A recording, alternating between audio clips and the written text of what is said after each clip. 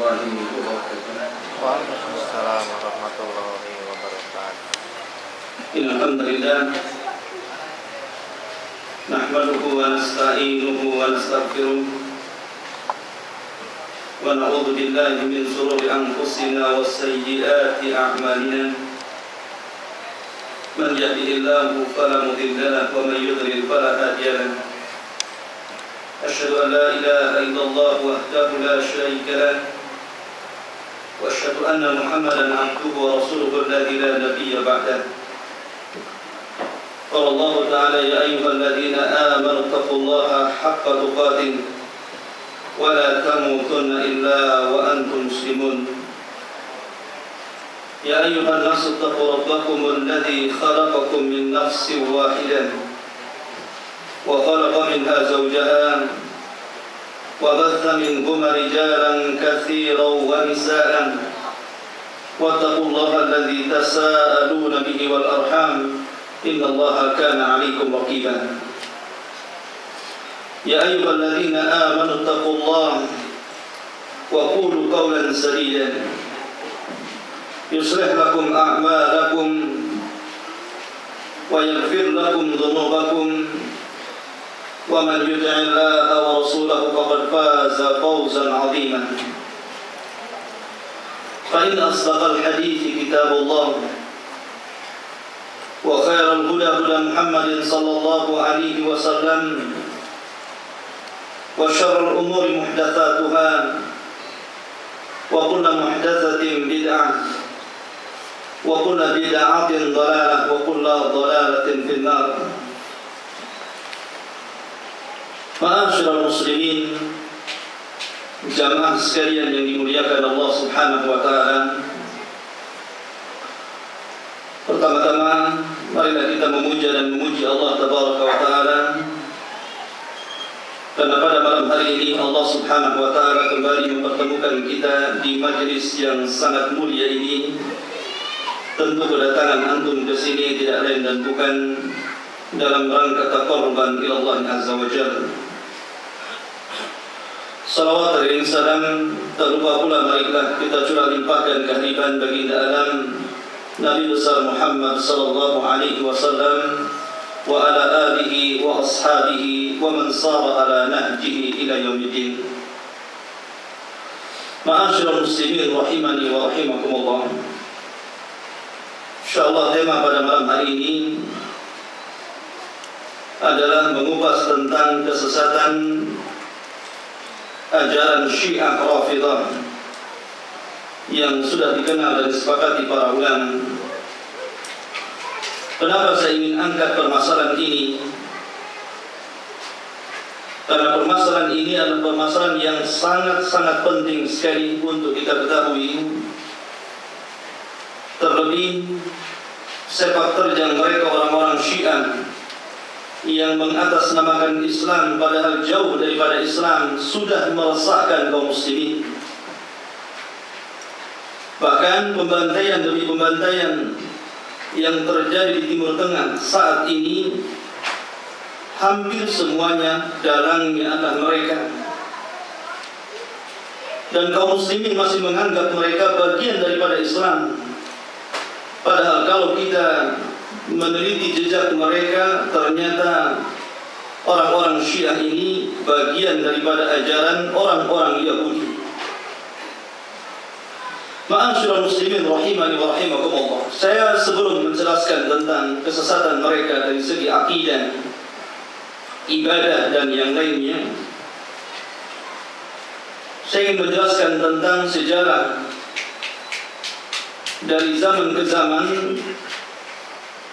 tentang kelompok Syiah Rafidah ini untuk menambah wawasan kita sehingga kita lebih berhati-hati dari sepak terjang mereka.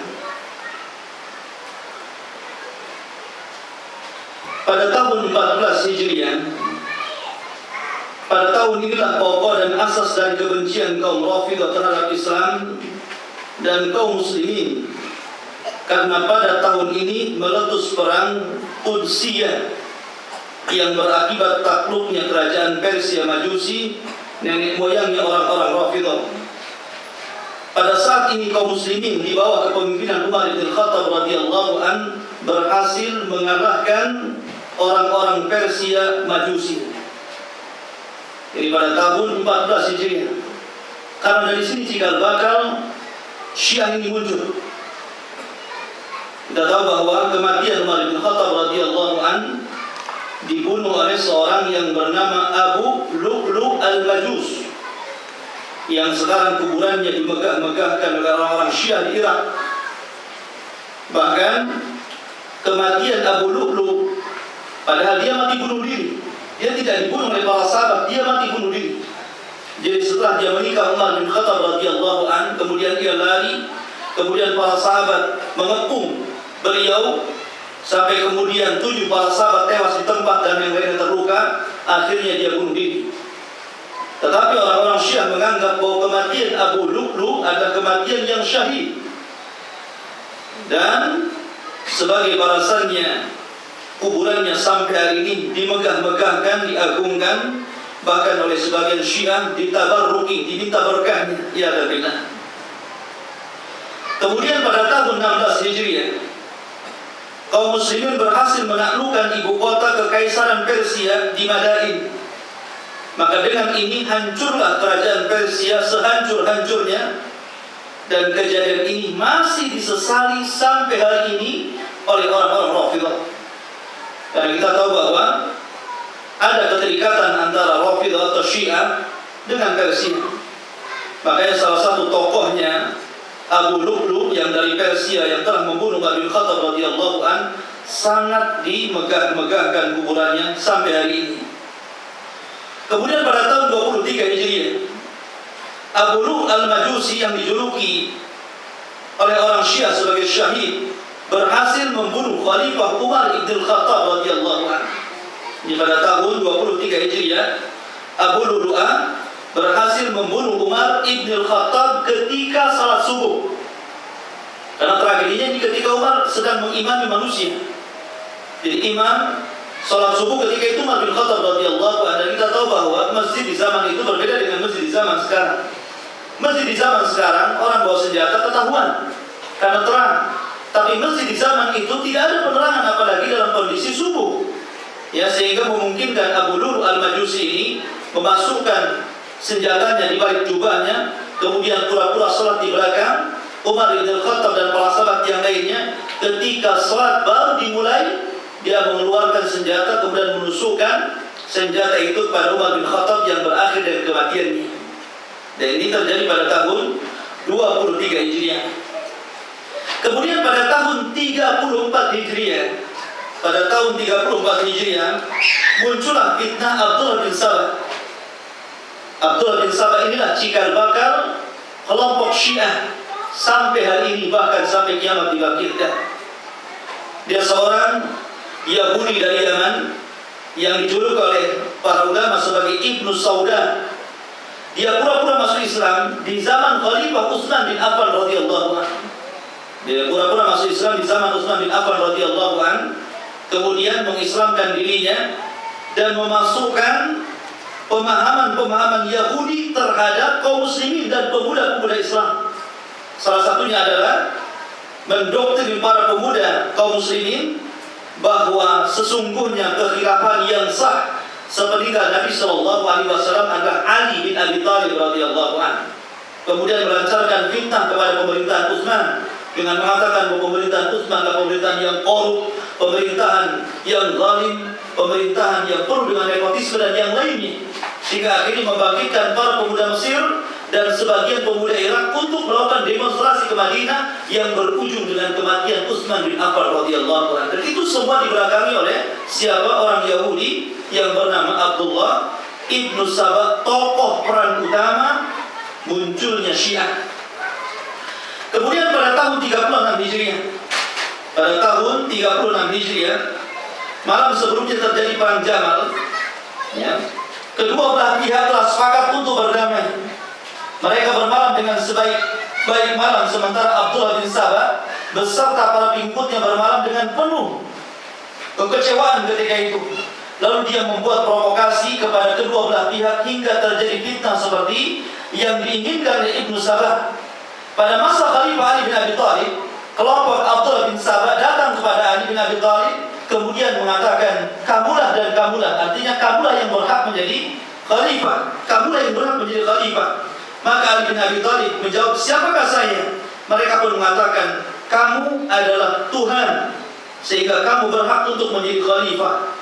Jadi pada tahun 36 muncullah kelompok Sabaiyah yang menuhankan Ali bin Abi Thalib.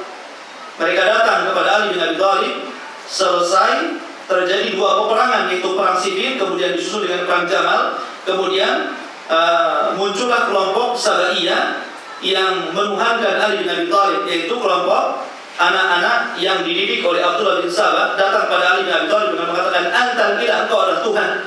Maka ketika itu Ali marah, ya.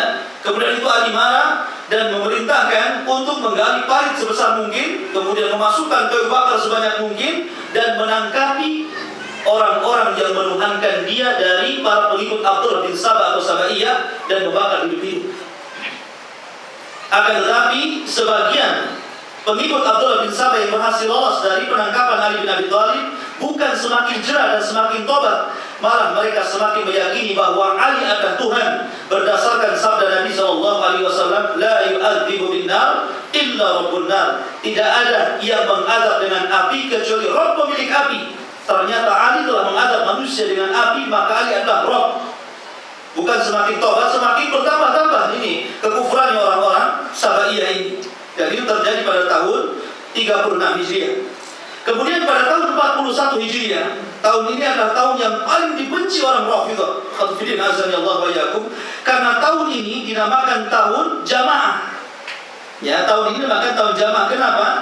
Karena ketika itu penulis wahyu, katibu wahyu Nabi SAW, penulis wahyu Nabi SAW, Muawiyah bin Abi Sufyan dilantik menjadi Khalifatul Islam, dan Hasan ibnu Ali menyerahkan kekuasaan dari Madinah ke Syam.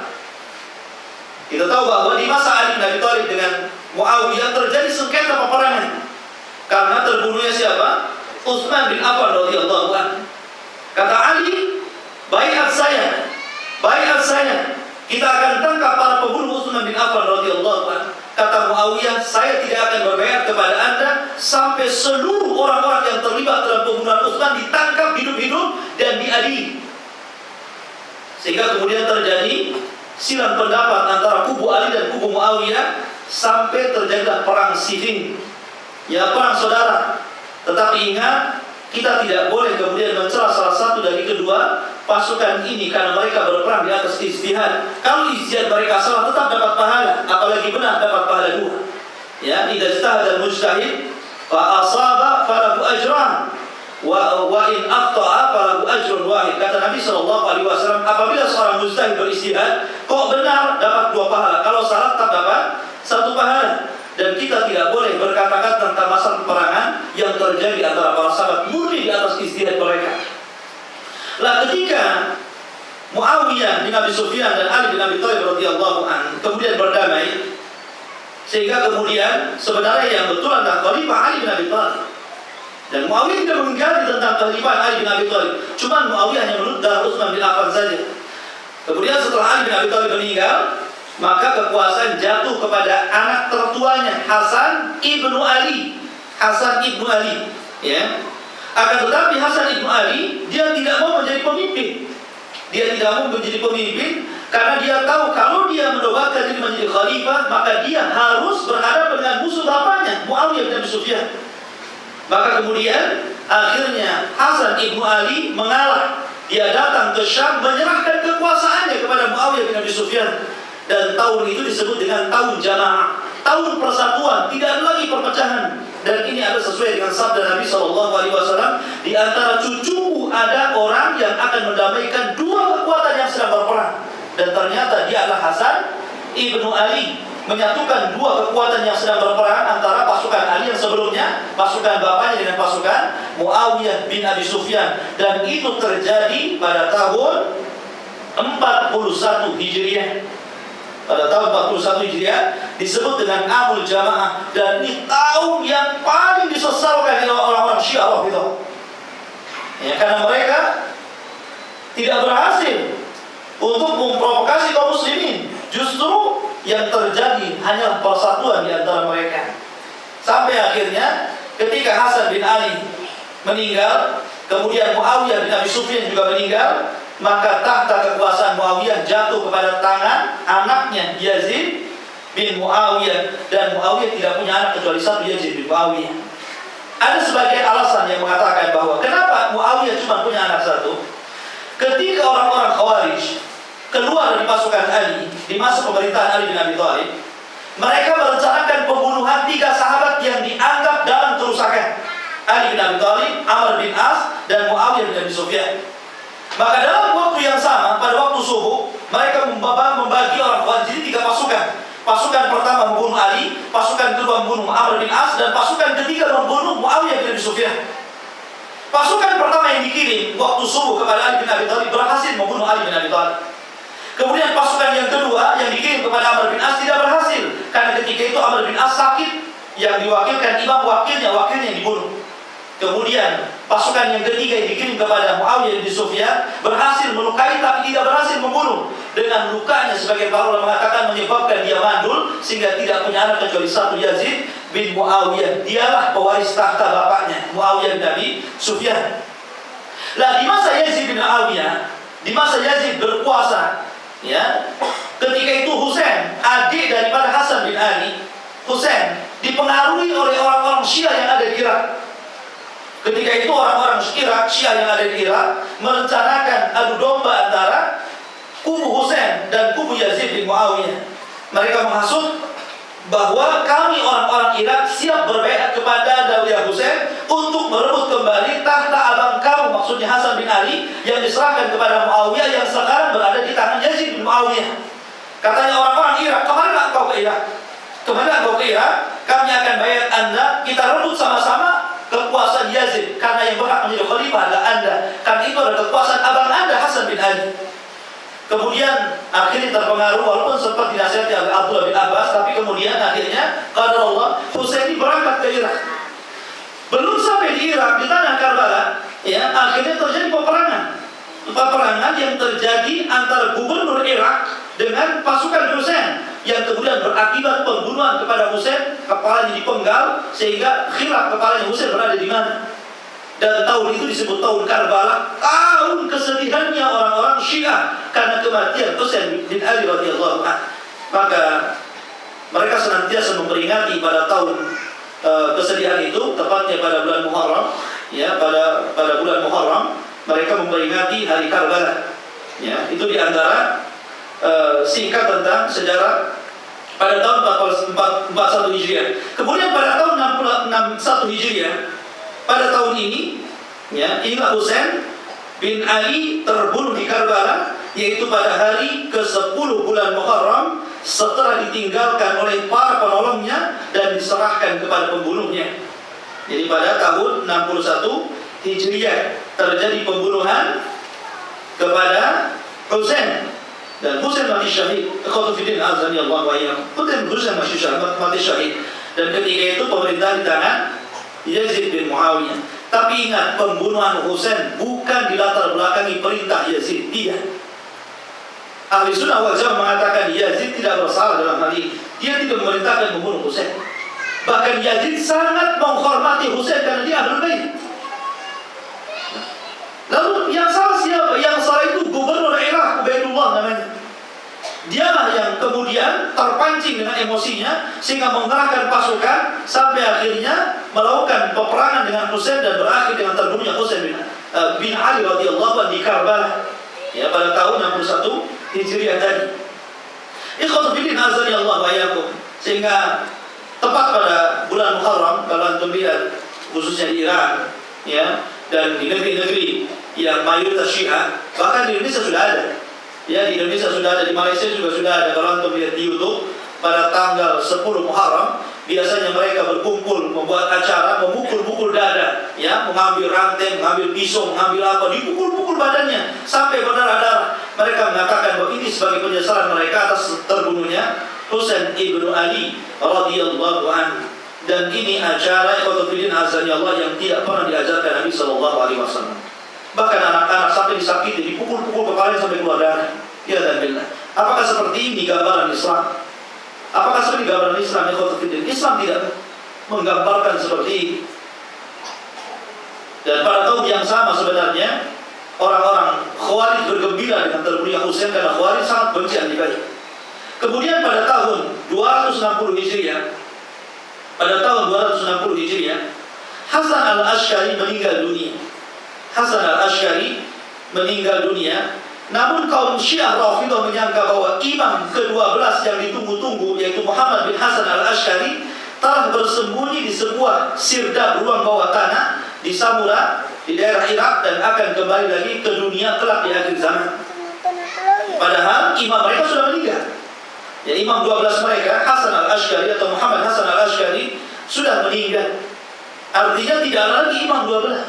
Itu hayalnya orang-orang Syiah saja. Mereka mengatakan ketika kelahiran Muhammad bin Hasan al-Asy'ari, karena bayi ini akan dibunuh oleh orang-orang, maka buaya ini disembunyikan di ruang bawah tanah di sirdab Irak, yang konon nanti walaupun tidak dikasih makan minum, dia akan besar dengan sendirinya dan akan menjadi Imam Mahdi di akhir zaman.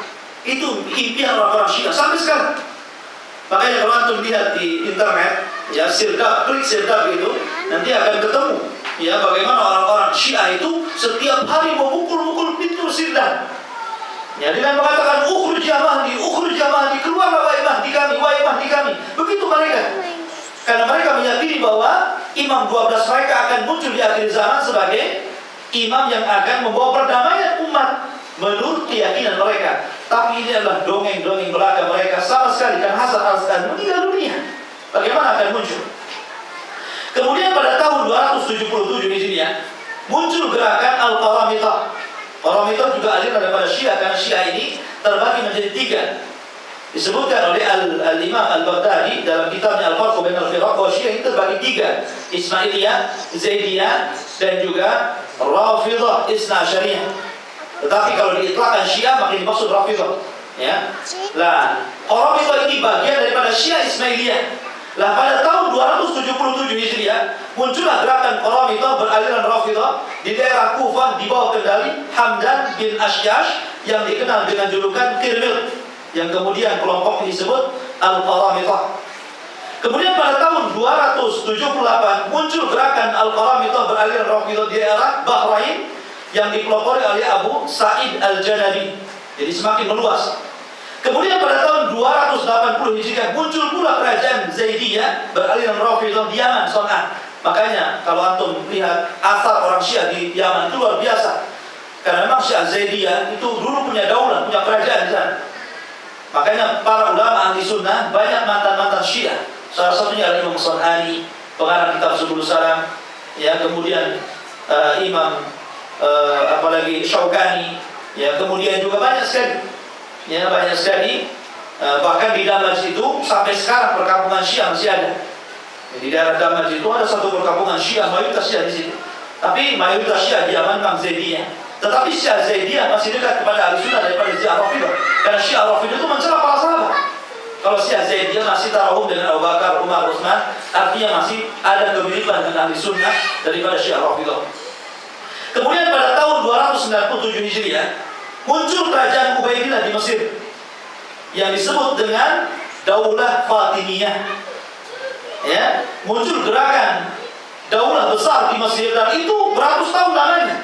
Jadi Syiah ini pernah berkuasa di Mesir, di Qutbin, daulahnya disebut Daulah Fatimiyah.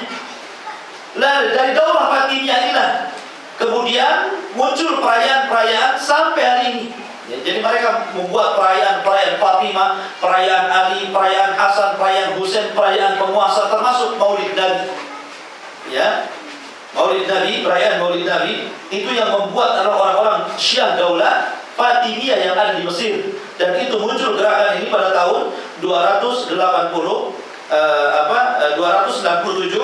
Hijriah muncul kerajaan Ubaidillah di Mesir atau daulah yang disebut dengan Daulah Fatimiyah. Ikhwatu fillah azani Allah wa iyyakum. Kemudian pada tahun 317 Hijriah, Abu Thahir Ar-Rafidhah Al-Qurmudi, ya, dia membawa pasukan masuk ke Mekah pada hari Tarwiyah, maksud 8 Dzulhijjah, lalu membunuh jamaah haji di Masjidil Haram.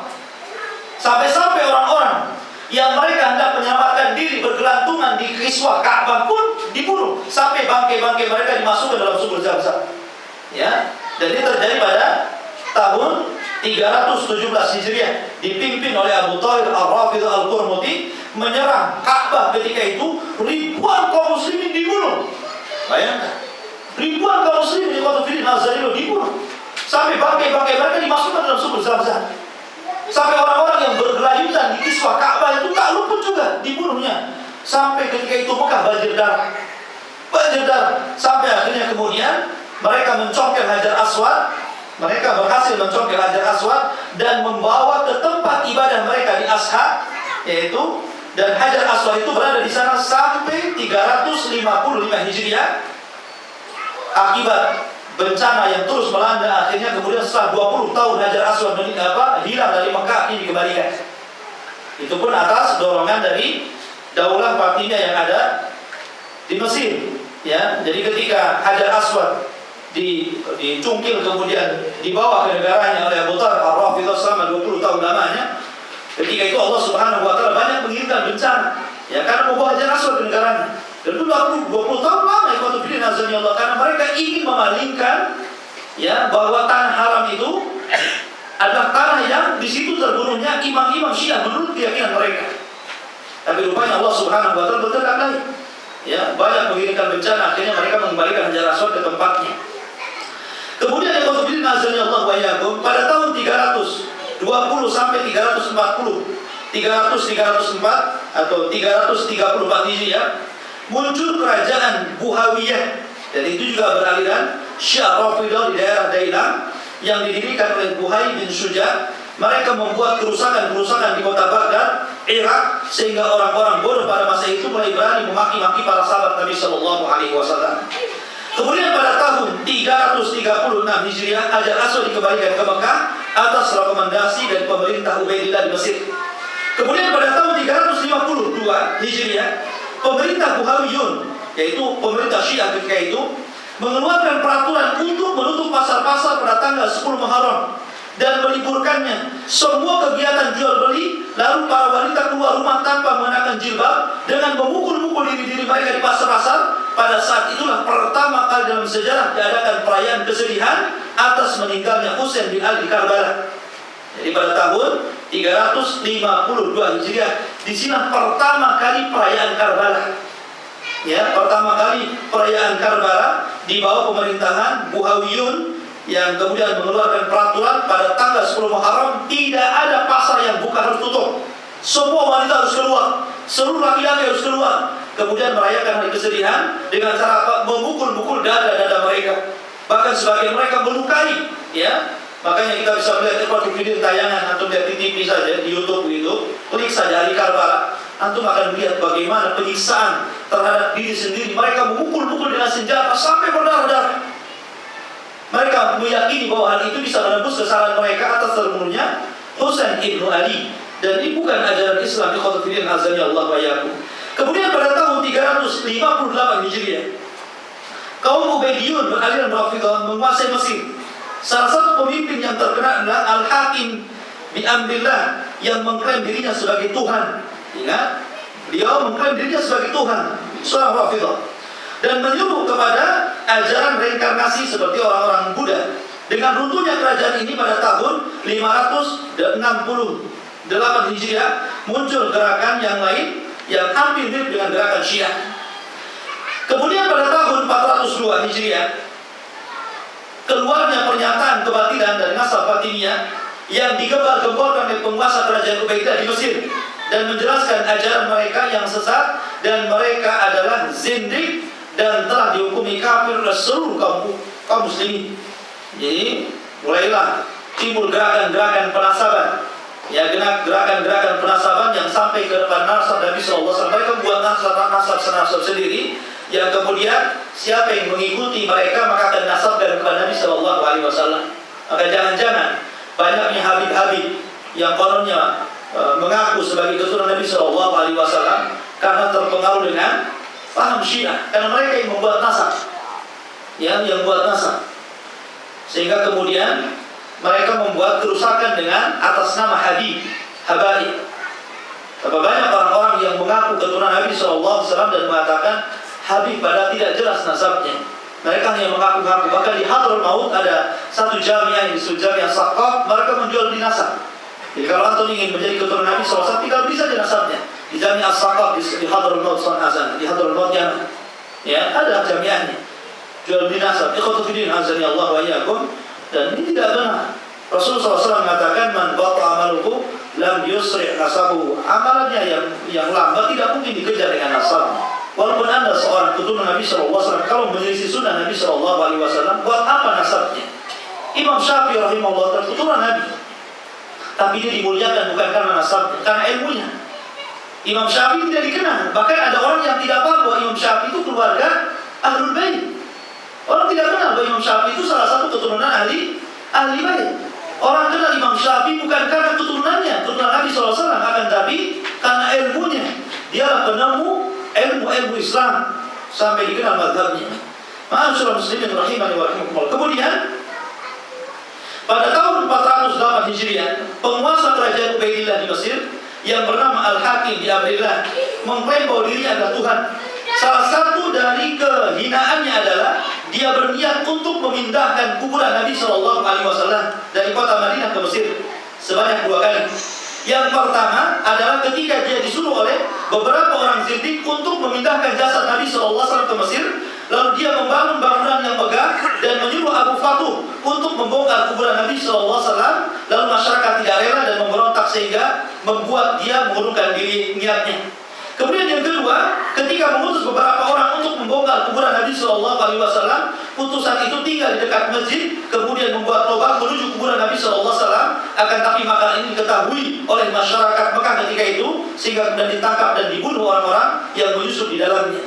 Jadi lihat pada tahun ini 408 Hijriah terjadi penguasa kerajaan Ubaidillah, yaitu mengaku Tuhan, sehingga dia ingin memindahkan jasad Nabi SAW dengan berbagai macam cara. Akan tapi Allah Subhanahu Wa Taala jaga jasad Nabi SAW sehingga dia masih tetap berada di Madinah dan tidak sampai dipindah ke Mesir.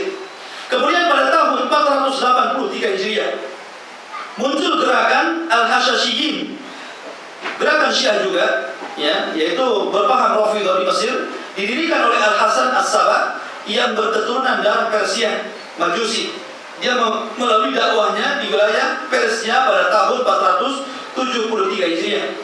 Kemudian pada tahun 500 Hijriah, penguasa Ubaidiyun membangun sebuah bangunan yang megah di Mesir dan diberi nama Mahkota Al-Husain. Mereka menyangka bahwa kepala Husain bin Ali bin Abi Thalib dikuburkan di sana. Hingga saat ini banyak kaum Rafidhah yang pergi berhaji ke tempat tersebut untuk memegah-megahkan daerah tersebut. Jadi orang-orang Syiah Rafidhah sampai hari ini, khotibin azani Allah wa iyyakum, mereka lebih suka untuk berangkat ke sebuah bangunan yang megah yang ada di Mesir yang diberi nama Mahkota Al-Husain itu karena mereka meyakini bahwa kepala Husain ada di sana. Ya, jadi mereka menganggap bahwa tanah itu lebih suci daripada tanah haram. Ya, tanah itu suci dari tanah haram.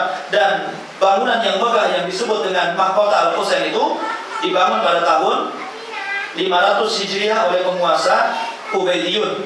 Kemudian pada tahun 656 Hijriah, pengkhianatan besar dilakukan oleh orang-orang Rafidhah, yaitu pimpinan Nasiruddin At-Tusi dan Ibnu Al-Qami yang bersekongkol dengan kaum Tatar Mongoli ketika itu, sehingga kaum Tatar masuk ke Baghdad dan membunuh lebih dari 2 juta muslim. Ingat, pada tahun 656 Hijriah terjadi pengkhianatan orang-orang Rafidhah. Mereka masuk ke tentara orang-orang Tatar, orang Mongol. Mereka masuk ke situ, yaitu oleh Nasiruddin At-Tusi dan juga Ibnu Al-Qama, sehingga kemudian berhasil memporak-porandakan barisan kaum muslimin sampai dalam beberapa hari 2 juta muslim terbunuh ketika itu akibat pengkhianatan orang-orang Rafidhah. Kemudian pada tanggal atau tahun 907 Hijriah berdirilah kerajaan Safawiyah di Iran yang didirikan oleh Shah Ismail bin Haidar As-Safawi yang juga seorang Rafidhah. Dia telah membunuh hampir 2 juta muslim yang menolak memeluk mazhab Rafidhah. Pada saat masuk ke Baghdad, dia memaki-maki Khulafaur Rasyidin di depan umum dan membunuh siapa saja yang tidak mau memeluk mazhab Rafidhah. Tak Tak ketinggalan pula dia membongkar banyak kuburan orang-orang Sunni ahlu sunnah seperti kuburan Abu Hanifah, berupaya untuk dikoyaki. Termasuk juga peristiwa penting yang terjadi pada masa kerajaan Safawi adalah ketika Shah Abbas berhaji ke Mashhad untuk menandingi dan memalingkan orang-orang yang melakukan haji ke Mekah. Pada tahun yang sama, Sadruddin Ash-Shirazi memulai dakwahnya kepada mazhab Bahaiyah. Mirza bin Muhammad Ash-Shirazi mengatakan bahwa Allah Subhanahu wa taala masuk kepada dirinya karena Syiah itu beraliran batiniyah. Dan pada tahun yang sama terjadi juga pengakuan Nabi yang dilakukan oleh Mirza Ghulam Ahmad di India, yang kemudian tegak daulah Ahmadiyah, ya, yang kemudian aliran sampai sekarang. Tapi yang jelas, ikhwatu fillah azani Allah wa iyyakum, pada tahun ini, maksudnya tahun 970 Hijriah, maka terjadi penghinaan dari orang-orang Syiah, sehingga siapa yang tidak mencela Khulafaur Rasyidin Abu Bakar, Umar dan Utsman, mereka akan dibunuh. Sehingga sampai 2 juta muslim ketika itu sia-sia nyawanya karena dibunuh karena tidak mau mencaci maki para Khulafaur Rasyidin. Kemudian pada tahun 1218 Hijriah, seorang Rafidhah dari Irak datang ke daerah Dariyah di Najd dan menampakkan kesalehannya serta kezuhudannya. Pada suatu hari dia sholat di belakang Imam Muhammad bin Su'ud, lalu dia pun membunuhnya ketika sedang sujud dalam sholat asar. Lihat, ya, pengejutnya orang-orang Syiah. Bagaimana dia membunuh Umar pura-pura sholat, sudah ditusuk. Begitu juga terbunuhnya siapa? Imam Muhammad bin Su'ud, itu pun dibunuh orang Syiah dalam kondisi sujud ditikam. Pengejut orang-orang Syiah. Makanya apa yang diceritakan oleh Ustaz kita Abu Sa'ad ketika menceritakan bagaimana kisah pertempuran di Suriah, ya kan? Pasukan Bashar Asad itu tidak pernah menang dalam peperangan. Sekali pasukan Sunni datang menyerang mereka, sebentar saja mereka lari kocar-kacir. Karena mereka adalah para pengecut, ya. Mereka adalah para pengecut, mereka bukan para pemberani. Tapi kaum Sunni, alhamdulillah, mereka membela agama Allah Subhanahu wa taala, dan sekalipun mereka mati, maka mereka mati syahid. Kemudian pada tahun 1289 Hijriah, pada tahun ini, buku Fusul Kitab Fi Istibati Tahrifi Kitabi Rabbil Arbab, ini bukunya orang-orang Syiah, Allah wa yakum, yaitu kalimat penjelas bahwa kitab Allah telah diselewengkan dan diubah, karya Mirza Hussein bin Muhammad An-Nuri At-Tursi. Kitab ini membuat pendapat dan klaim-klaim Rafidhah bahwasanya Al-Quran yang ada saat ini telah diselewengkan dan dikurangi dan ditambah. Dan itulah salah satu akidah orang-orang Syiah mengatakan bahwa Al-Quran yang ada di tangan kita ini tidak sempurna, perlu ditambah, perlu dikurang. Katanya ada ayat yang disembunyikan, ada ayat-ayat yang ditambah oleh orang-orang yang tidak bertanggung jawab. Ya, banyak sekali. Ya, mereka menganggap bahwa Al-Quran yang di tangan kita ini tidak sempurna. Bahkan mereka mengatakan Al-Quran yang sempurna adalah Al-Quran yang di tangan mereka, yang disebut dengan Mushaf Fatimah, tebalnya 3 kali lipat daripada Mushaf Al-Quran, hurufnya tidak ada dalam Al-Quran, dan akan dibawa oleh Imam Mahdi Muhammad Hasan Al-Asy'ari yang sekarang sembunyi di sidar dan akan muncul di akhir zaman. Itu pengklaim mereka, dan ini dongeng mereka semua. Tidak benar, ya. Kemudian pada tahun 1366 Hijriah, sebuah majalah Rafidhah dengan nama Bidayah Islam terbit dengan memuat syiar-syiar yang mengutamakan tanah Karbala atas Makkah Al-Mukarramah. Makanya orang-orang Syiah sampai hari ini, khawatirin azani Allah, mereka menganggap bahwa tanah Karbala itu lebih suci daripada tanah Makkah. Maka kemudian mereka senantiasa berupaya untuk mengagungkan tanah Karbala. Sebagian mereka kemudian mengambil tanah itu, kemudian mencetak seperti batu-batu kecil seperti ini untuk diletakkan ketika sujud. Makanya orang Syiah di Batu Bidin ibadahnya berbeda dengan kita. Mereka ibadahnya harus menyentuh tanah. Kalau mereka ibadah seperti ini, karpet mereka tidak mau. Mereka harus menyentuh tanah.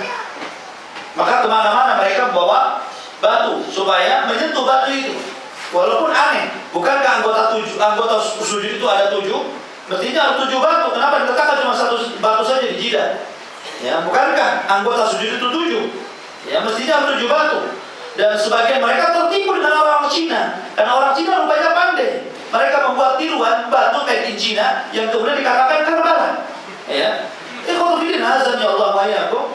Lah, mereka mengatakan lah di sini pada tahun ini 1366 Hijriah, kemudian berupaya orang-orang Syiah menghembuskan bahwa tanah Karbala adalah tanah suci, lebih suci daripada Mekah dan juga Madinah. Ya Alhamdulillah.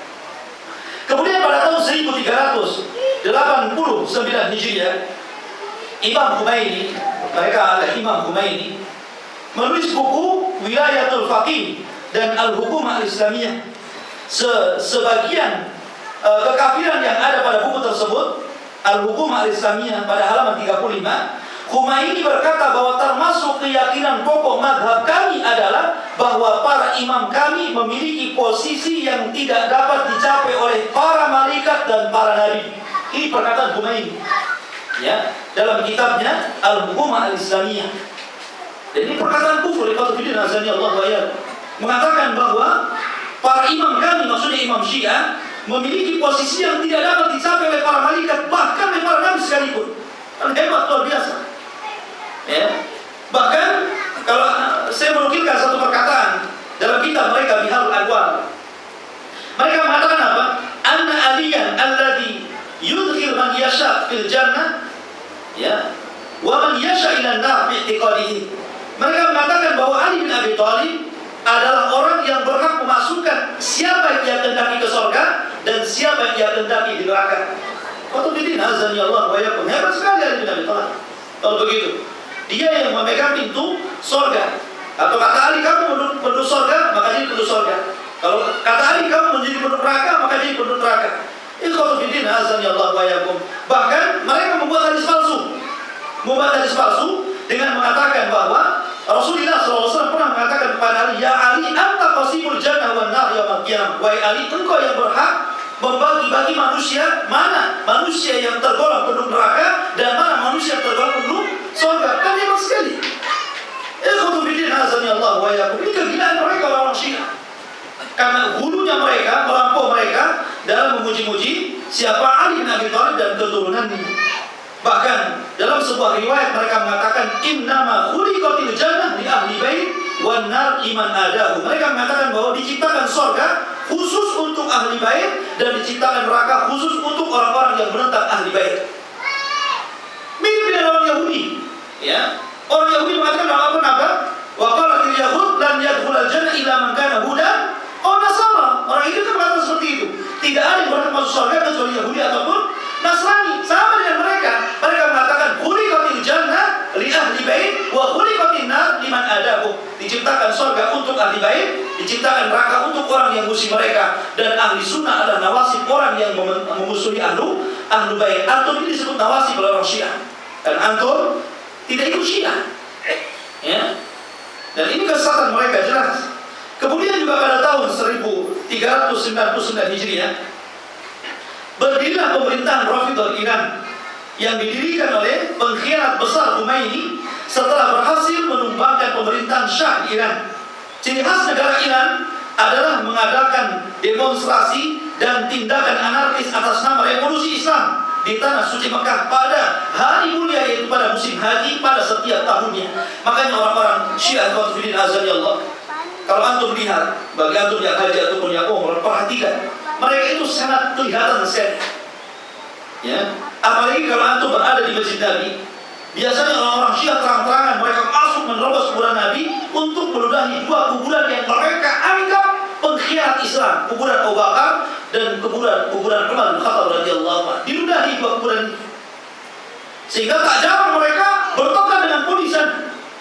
Tapi karena kebaikan kerajaan Saudi, Qutbuddin azani Allah wa yakum, mereka tidak ditangkap. Mereka cuma ditarik ke belakang, kemudian dinasihati. Lihat bagaimana kerajaan Saudi. Sebenarnya kerajaan Saudi bisa saja menangkap mereka, ya. Tapi karena kerajaan Saudi sangat kasih sayang dengan sesama kaum muslimin yang datang, mereka adalah tamu datang ke Masjidil Haram, datang ke Masjid Nabi, maka dimuliakan. Tapi apa balasan orang-orang Syiah ini? Menuduh macam-macam, antek Yahudi, antek Amerika, dan begitu seterusnya. Bahkan mengatakan bahwa Wahabiyun adalah orang-orang yang anarkis, bagi suka membantai, macam-macam mereka tulis. Ya. Padahal Qutbuddin azani Allah wa yakum, di Saudi banyak orang Syiah, tapi tidak ada satupun yang dibantai oleh kerajaan Saudi. Bahkan diberikan KTP, bahkan sebagian mereka digratiskan sekolahnya, bahkan sebagian mereka diberikan pekerjaan, bahkan sebagian mereka masuk ke pemerintahan, dari polisi dan lain sebagainya. Coba kalau seandainya ada ahli sunnah berada di Iran, samakah kondisinya dengan orang Syiah yang ada di Saudi? Tidak sama. Ya. Yang terjadi di Iran apa? Pembantaian setiap hari, penculikan ahli sunnah wal jamaah. Sampai hari ini tidak ada satupun masjid ahli sunnah di Iran. Maka kita katakan bahwa tuduhan kepada ahli sunnah bahwa ahli sunnah adalah orang yang sangat radikal, keras, pembantai, ini sebenarnya berhak mendapat tuduhan. Ini mereka bukan kita, karena sejarah demi sejarah hitam sudah membuktikan bagaimana kepedihan mereka. Dan Syiah lebih parah daripada Ahmadiyah. Kenapa demikian? Karena Syiah punya negara dan Syiah punya tentara. Syiah punya tentara, ikhwatuddin azza Allah, punya Hizbullah, ya, punya Hamas, punya macam-macam. Mereka itu punya tentara-tentara yang dengan kekuatan apa yang mereka miliki, mereka bisa membombardir siapa saja yang mereka sukai. Orang Ahmadiyah tidak. Makanya Ahmadiyah, walaupun mereka sebagiannya mengaku nabi dan sesat, akan tapi Syiah lebih bahaya daripada yang lainnya, karena mereka punya kekuatan. Mereka punya kekuatan. Ikhwatuddin azza Allah wa iyyakum. Kemudian pada tahun 1400 Hijriah, Khomeini menyampaikan pidatonya pada peringatan lahirnya Imam Mahdi fiktif, ya. Pada tanggal 15 Syaban, sebagian pidatonya berbunyi demikian: para nabi diutus Allah untuk menanamkan prinsip keadilan di muka bumi, tapi mereka tidak berhasil. Bahkan Nabi SAW yang diutus untuk memperbaiki kemanusiaan dan menampakkan prinsip keadilan pun tidak berhasil.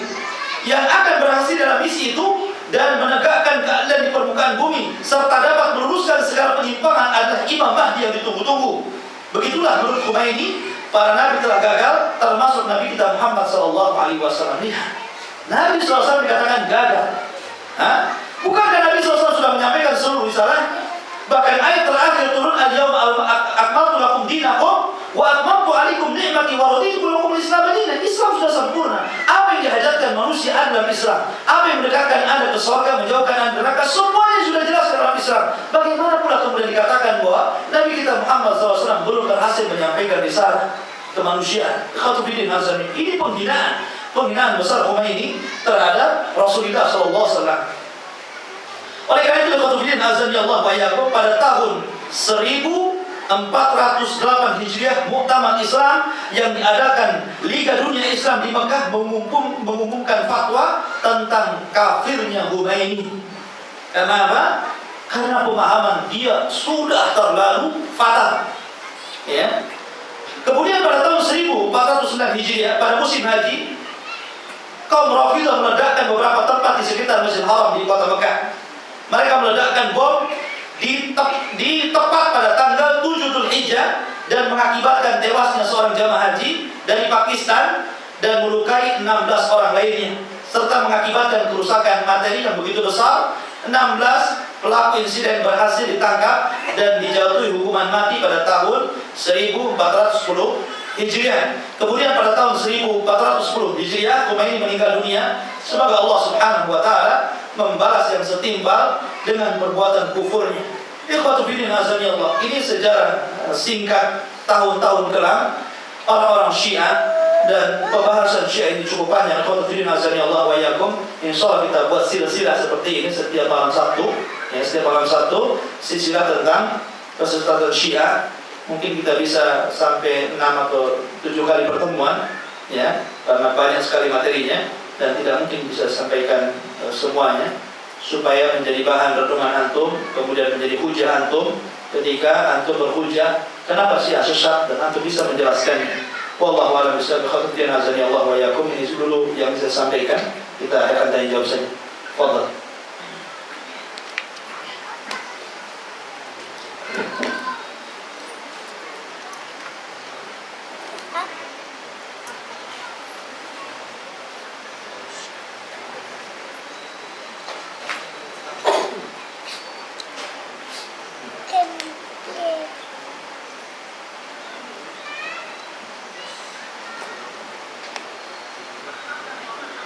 Assalamualaikum warahmatullahi wabarakatuh.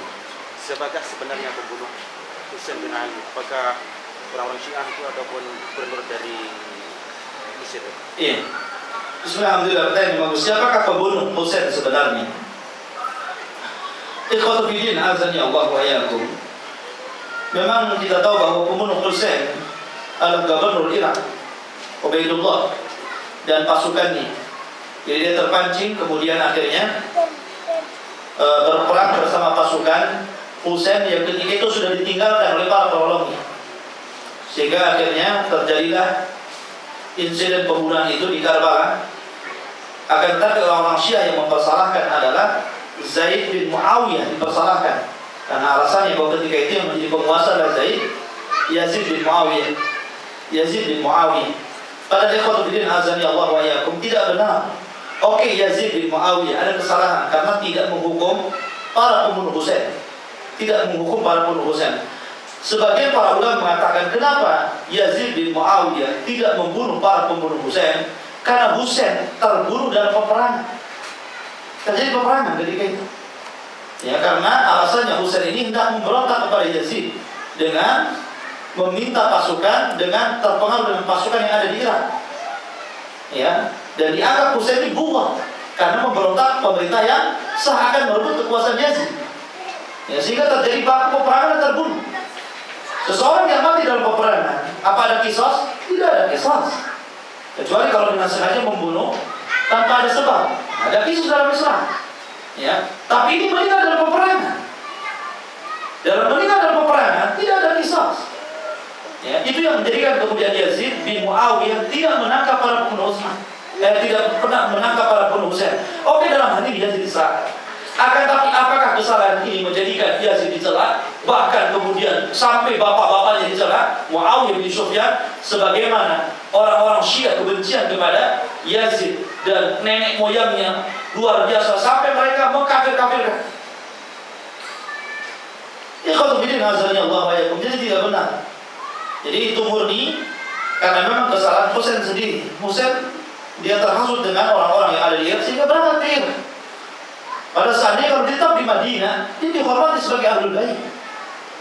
Makanya di sini pun ada dua pertanyaan yang harus dijawab oleh Syiah dan mereka tidak sanggup menjawabnya. Pertama, salah satu imam Syiah itu adalah Ali bin Abi Thalib. Ini imam pertama dan imam 12. Kemudian anaknya Hasan bin Ali. Kemudian anaknya Husain. Ya, kemudian keturunannya. Nah, mereka menganggap bahwa imam 12 itu salah satunya Hasan dan Husain.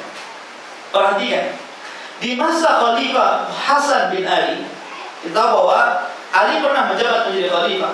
Ketika meninggalnya Ali, khalifah jatuh kepada tangan Hasan bin Ali.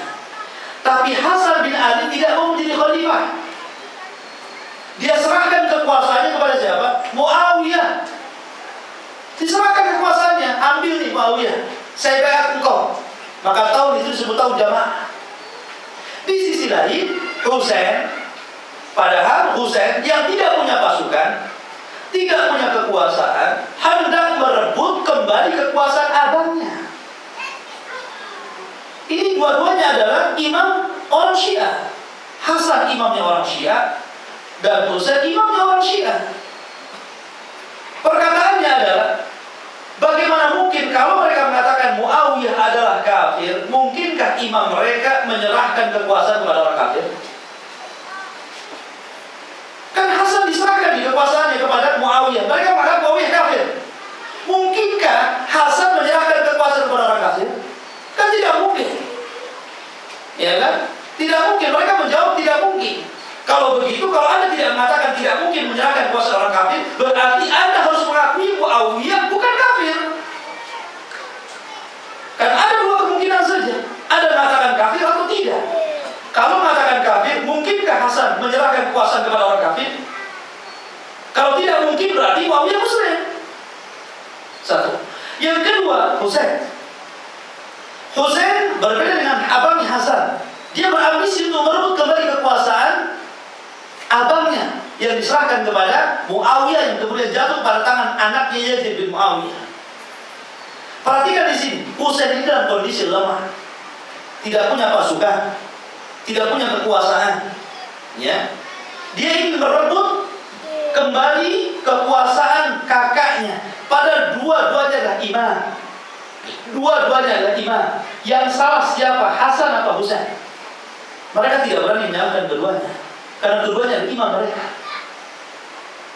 Oleh karena itulah maka argumentasi orang Syiah itu sangat lemah. Kalau antum ingin membantah Syiah, antum ikuti terus silsilah filsafat Syiah ini, karena Syiah tidak bisa dibantah dengan Quran.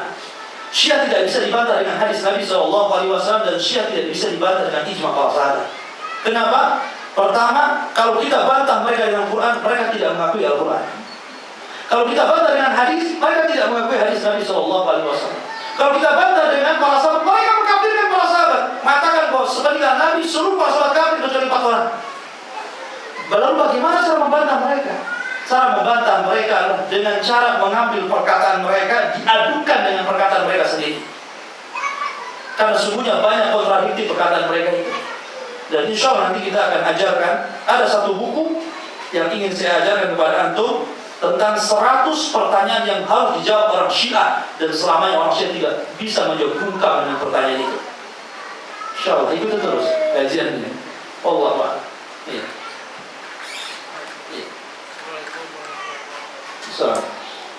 Kenapa pemimpin-pemimpin kaum muslimin tidak pemimpin kaum muslimin yang kuat di negara-negara Timur Tengah, bahkan di negara kita sendiri tidak mau ikut memerangi orang Syiah yang ada di Suriah. Malahan orang-orang Syiah itu, Iran itu malah membantu waktu perang Palestina sama Yahudi. Jadi orang-orang awam yang tidak tahu kesesatan Syiah malah memuja-muja Syiah, memuja Iran, karena mereka baik kepada orang Palestina, membantu senjatanya, apanya. Alhamdulillah. Sebenarnya itu kebohongan. Tidak ada orang-orang Iran membantu tentara Palestina. Mereka keras dalam pidatonya mengecam orang-orang Israel, betul. Tapi itu kedok mereka saja. Nggak ada. Kalau mereka mau, Israel itu negara kecil, Iran negara besar. Kalau mereka mau menghantam orang-orang Israel, sebentar saja. Bukankah Iran ini persenjataan juga lumayan? Kalau mereka mau lihat Irak, ya, ikhwan Allah wa iyyakum. Dan ternyata banyak terbongkar bahwa pengakuan mereka bahwa mereka adalah membela kaum muslimin yang ada di Palestina itu tidak benar sama sekali. Bahkan mereka menghina kerajaan Saudi, bahwa Saudi mendiamkan. Kata siapa Saudi mendiamkan? Bantuan banyak Saudi itu kepada orang-orang Palestina, mereka tidak tahu. Ya. Jadi mereka hanya berkuar-kuar saja, menentang pemerintah, menentang Amerika, menentang Barat, menentang Israel. Tapi tidak ada kenyataan, gerakan tidak ada, cuma hanya di mulut saja. Karena memang antara Syiah dengan orang Yahudi dari dulu sampai sekarang memang ada keterkaitan. Bukankah tokoh mereka adalah Abdullah bin Sabah Al-Himyari Ibn Sauda yang berasal dari seorang profesor di zaman Utsman dan Utsman? Ya. Nanti saya juga akan kaji satu buku tentang persamaan 30 lebih persamaan antara orang-orang Syiah dengan orang Yahudi. Banyak kemiripannya.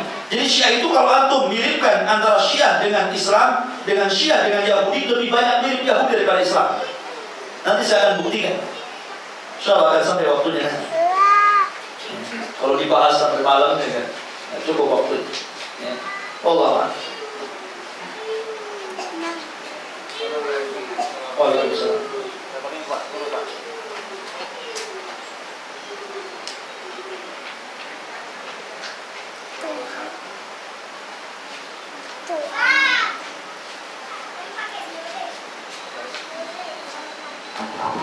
Assalamualaikum. Kalau saya lihat atau saya dengar dari dulu tentang Syiah, itu bahwasanya dengan kita Ahlus Sunnah adalah yaitu seperti dua matahari yang seperti yang dikatakan oleh Ustaz sendiri dulu waktu kajian, yaitu dia ke timur, kita ke barat. Kemudian yang saya tanyakan, yang saya bahas, yang pernah saya sampaikan di sini, yang jelas intinya itu Syiah adalah bertolak belakang dengan kita.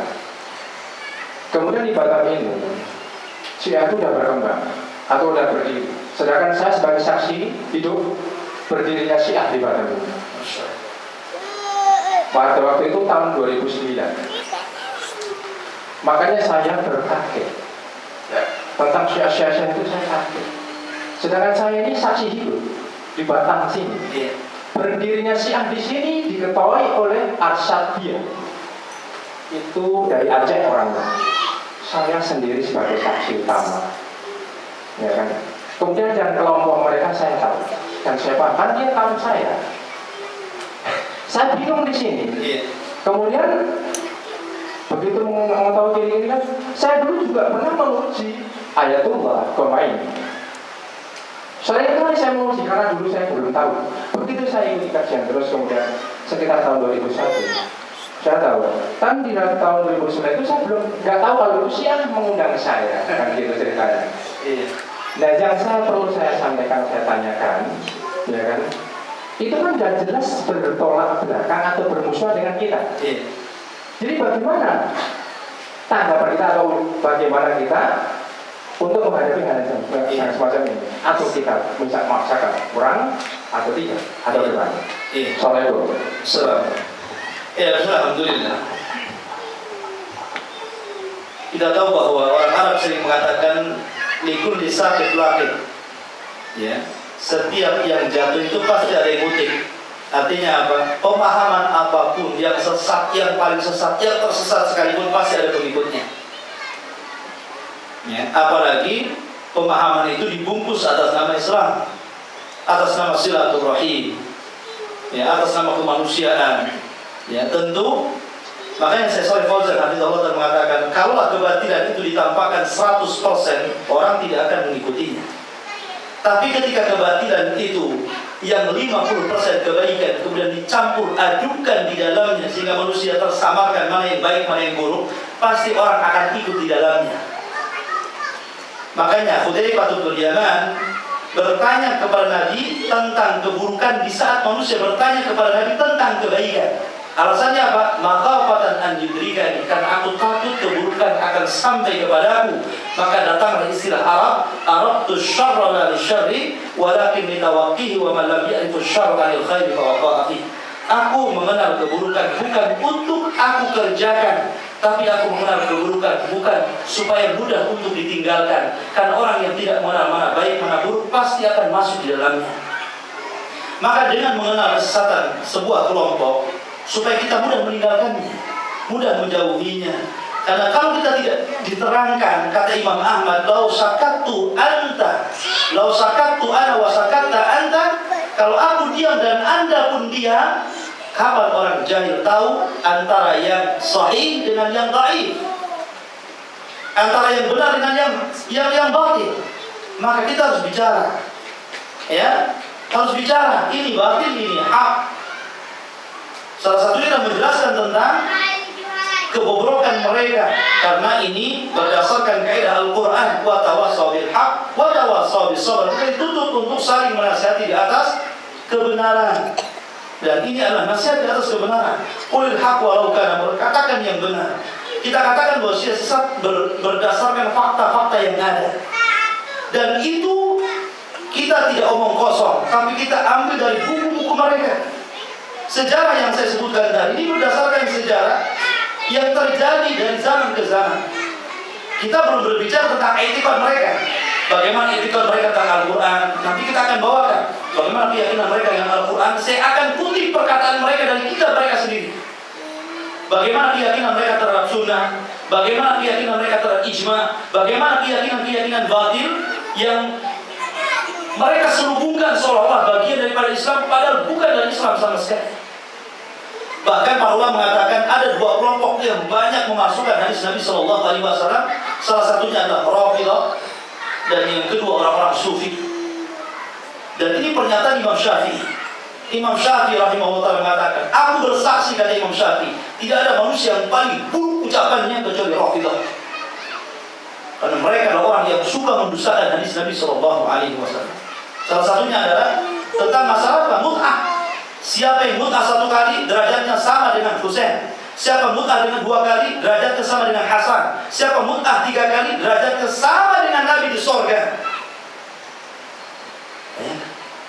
Demi Allah, ikhwatu fillah, azani Allah wa iyyakum, tidak ada manusia setelah para sahabat Nabi SAW yang bisa menandingi derajatnya para sahabat, apalagi derajatnya Hasan, Husain, apalagi Nabi SAW. Nabi yang mengatakan atau subuh ashabi, jangan kau salah sahabat. Falau anna ahadakum anfaqa misla uhudin dahaban, ma balagu mudda ahadihim wala nasifa. Jangan kau celah sahabatku. Kalau setidaknya engkau menginfakkan emas sebesar gunung Uhud untuk mencapai derajat para sahabat, 1 mud bahkan separuhnya pun tidak sampai. Ini derajat dengan sahabat saja kita tidak bisa melevelkan para sahabat. Kok mau melevelkan selevel Hasan, selevel Husain, kemudian selevel Nabi SAW di surga? Kalau bukan hadis batil, maudhu, hadis apa lagi? Ini 1 dan ribuan hadis yang mereka ciptakan. Dan ini mali penuh dalam buku-buku mereka. Celaan mereka kepada Abu Bakar, celaan mereka kepada Umar, celaan mereka kepada para sahabat Nabi SAW. Dan ini dibuktikan lewat buku mereka. Dan Syiah di Indonesia ini bukan Syiah Zaidiyah, tapi Syiah Rafidhah. Di Indonesia ini bukan Syiah Zaidiyah yang berkembang, tapi Syiah Rafidhah. Dari mana kita tahu? Dari rujukan buku-buku mereka, seperti Biharul Anwar, Jawabul Kafi, ya. Jadi buku-buku mereka. Dan buku-buku itu terkenal. Kalau kita membaca isinya, cacian makian kepada sahabat Nabi SAW. Bahkan di dalamnya mengatakan bahwa sesungguhnya ketika Imam Mahdi hidup, maka yang pertama kali yang akan dihidupkan adalah kuburannya Aisyah. Untuk apa? Aisyah dibangunkan, kemudian dirajam karena Aisyah seorang pezina. Maka di Iran, ikhwatu fiddin azani Allah wa iyyakum, kalau ada pezina maka disebut Aisyah. Di Iran, kalau ada seorang pezina itu dikatakan Aisyah. Lihat Aisyah katanya. Mereka mengatakan Aisyah berzina. Ia dan bila ikhwatu fiddin azani Allah yang mensucikan Aisyah dari 7 atas langit sana. Ketika terjadi khabar ifk di mana Aisyah dituduh berzina, Allah yang mensucikan Aisyah radhiyallahu anha. Makanya sering saya kisahkan tentang kisah Imam Baqilani. Imam Baqilani imam yang sangat cerdas. Ketika dia ditanya oleh seorang raja Nasrani, aku mendengar bahwa Ummul Mukminin, ibu kalian Aisyah adalah seorang pezina. Betul atau tidak? Apa jawaban Imam Baqilani? Kata Imam Baqilani, wahai raja Nasrani, sebenarnya yang berhak dikatakan pezina itu ibu kami atau ibu kalian? Menurut saya ibu kalian lebih berhak dituduh pezina daripada ibu kami. Kenapa? Karena ibu kalian Maryam punya anak, tidak punya suami. Ibu kami tidak punya anak, punya suami. Kira-kira mana yang berhak dituduh berzina? Yang punya anak, tidak punya suami. Ini anak siapa? Tapi ibu kami tidak punya anak, tapi punya suami. Berarti tidak ada bukti kalau dia berzina. Tapi kedua-duanya, kata Imam Baqilani, baik Maryam ataupun Aisyah radhiyallahu anhuma, semuanya telah disucikan oleh Allah Subhanahu wa taala dari 7 atas langit sana. Ya. Tapi orang Syiah mengatakan apa? Pezina Aisyah. Dan itu mali penuh dalam buku-buku mereka. Nanti saya akan buktikan satu persatu. Ini hanya muqaddimah saja. Saya hanya menjelaskan muqaddimah saja, karena saya akan membuat silsilah dasar Syiah setiap malam Sabtu insyaallah. Ya. Wallahu a'lam. Kata dia sudah jam 9. Subhanallah walhamdulillah, asyhadu an la ilaha illa anta, astaghfiruka wa atubu ilaik. Allahu ta'ala alam. Assalamualaikum warahmatullahi wabarakatuh. Waalaikumsalam.